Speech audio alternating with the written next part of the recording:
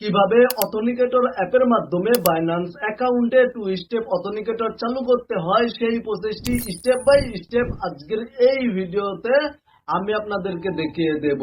প্রসেসটি জানতে ভিডিওটি শেষ পর্যন্ত মনোযোগ সহকারে দেখুন।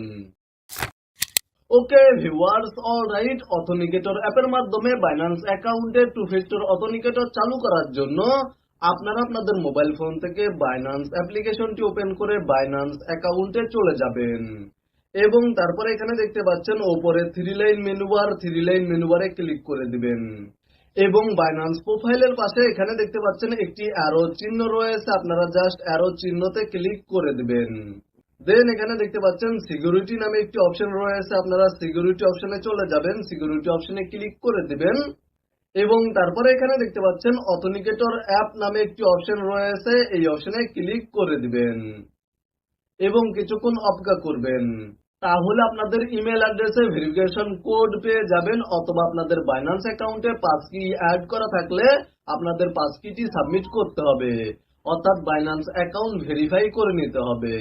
তাহলে আপনাদের সামনে এই ধরনের একটি ইন্টারফেস শো করবে এবং এখানে দেখতে পাচ্ছেন একটি কিউআর কোড রয়েছে, আপনারা চাইলে এই কিউআর কোড স্ক্যান করতে পারবেন, অথবা এখানে দেখতে পাচ্ছেন 16 ডিজিটের কি বা কোড রয়েছে, আপনারা জাস্ট কপি অপশনে ক্লিক করে দিয়ে এই কোড কপি করে নেবেন।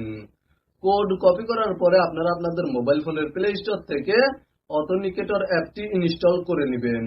জাস্ট এই অ্যাপ্লিকেশনটি আপনাদের মোবাইল ফোনের প্লে স্টোর থেকে ইনস্টল বা ডাউনলোড করে নেওয়ার পরে এই অ্যাপ্লিকেশনটি ওপেন করবেন এবং আপনারা আপনাদের যেই জিমেল অ্যাকাউন্টের আন্ডারে কোড সংরক্ষিত রাখতে চাচ্ছেন সেই জিমেল অ্যাকাউন্টটি সিলেক্ট করার পরে এখানে দেখতে পাচ্ছেন কন্টিনিউ অ্যাজ, জাস্ট এই অপশনে ক্লিক করে দিবেন। আপনাদের জিমেল অ্যাকাউন্টের নেমটি শো করবে, জাস্ট এখানে ক্লিক করে দিবেন এবং তারপরে কন্টিনিউ অপশনে ক্লিক করে দিবেন। দেন এখানে দেখতে পাচ্ছেন অ্যাড এ কোড নামে একটি অপশন রয়েছে, আপনারা অ্যাড এ কোড এই অপশনে ক্লিক করে দিবেন এবং এখানে দেখতে পাচ্ছেন আপনারা চাইলে কিউআর কোডের মাধ্যমে স্ক্যান করতে পারবেন, যে কোনো কিউআর কোড স্ক্যান করতে পারবেন, অথবা আপনারা ইন্টার এ সেটআপ কি এই অপশনে ক্লিক করে দিয়ে কি সেটআপ করতে পারবেন।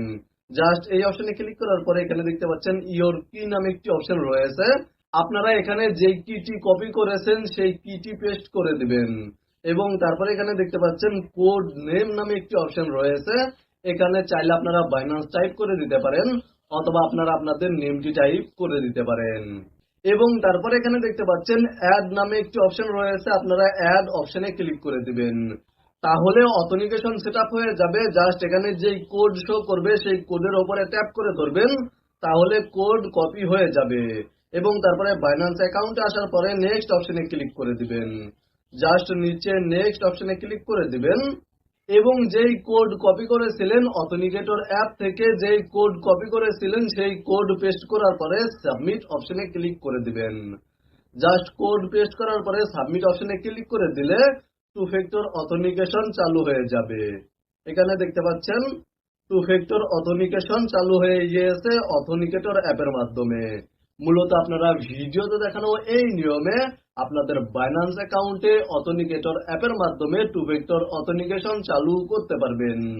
ভিডিওটি দেখে উপকৃত হয়ে থাকলে অবশ্যই কমেন্টে জানাবেন।